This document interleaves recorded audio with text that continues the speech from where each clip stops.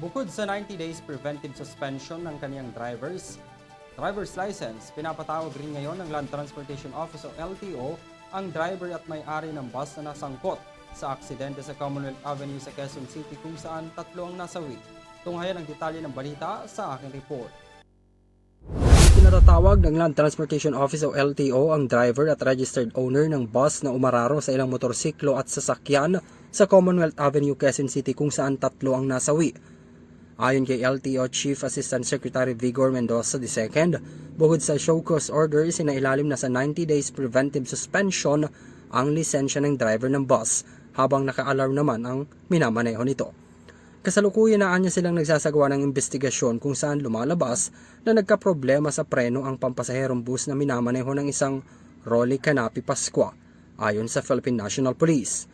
Base sa SCO na inilabas ng LTO NCR, nakaharap ang driver at may-ari ng iba't ibang reklamo kabilang na ang reckless driving, operating a vehicle with defective equipment, at improper person to operate a vehicle.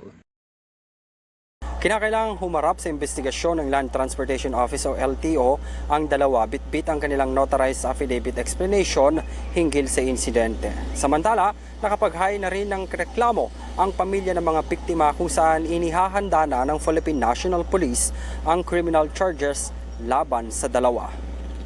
Para sa Euro TV News, ako si Henry V. Nicolas, sumasaludo sa bawat Pilipino.